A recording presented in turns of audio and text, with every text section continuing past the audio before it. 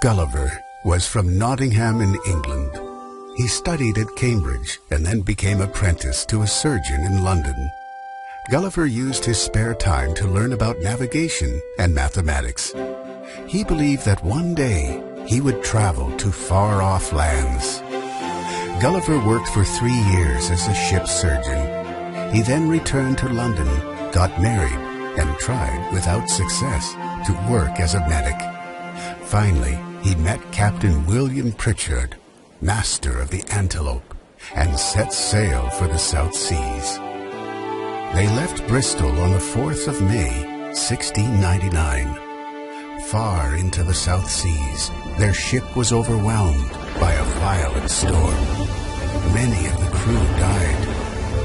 On November 5th, the ship was blown onto some rocks and was doomed. Gulliver tried to escape in a lifeboat, but the boat was inundated and sank. Gulliver had the choice to swim or to die. He swam until he was exhausted and his feet dropped. He could feel the sand below, so he knew he was close to land, and he managed to walk to safety. Gulliver had arrived in a land he would come to know as Lilliput. He could see no sign of either houses or inhabitants. Weak from exhaustion, Gulliver lay down and fell into a deep sleep, not waking before it was daylight. When Gulliver awoke, he realized that he had been strongly fastened to the ground. His captors, known as Lilliputians, were human-like creatures no more than a few inches tall. They provided him with food and drink, which was laced with a sleeping potion. He slept all through the following night. While Gulliver slept, his captors placed him onto a carriage and took him to a disused temple near their capital city. The carriage was drawn by hundreds of the local inhabitants. At the disused temple, Gulliver was inspected by the emperor and his senior officers. Thousands of the local inhabitants came to marvel at him. Gulliver was chained to the temple, and the ropes that bound him were cut.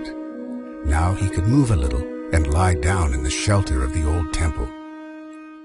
Gulliver entertained the court in many ways and gradually gained the confidence of the emperor.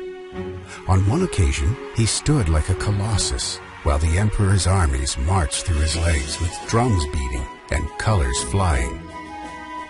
Gulliver was finally granted his liberty and had his chains removed permanently. He was given a daily allowance of meat and drink sufficient to support 1,724 Lilliputians. Every village in the kingdom helped to supply the sustenance that Gulliver needed. The emperor allowed Gulliver to visit the capital city of Mildendo. Gulliver took great care not to damage any of the people or the buildings.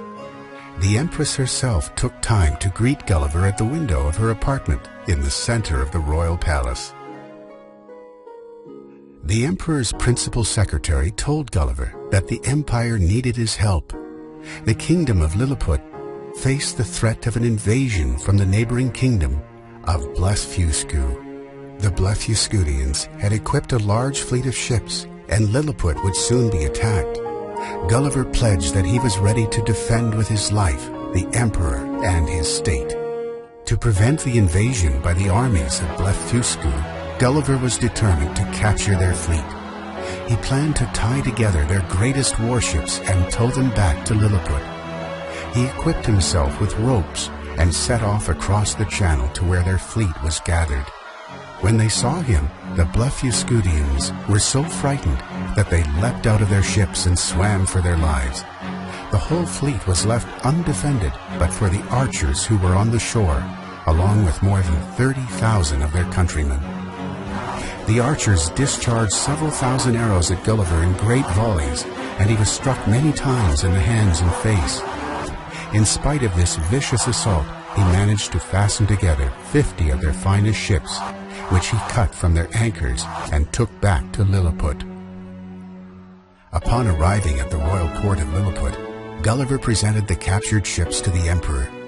When the Blefuscudians saw their finest ships being taken to Lilliput, they were left in a state of grief and despair. The Blefuscudians sued for peace, and the war ended.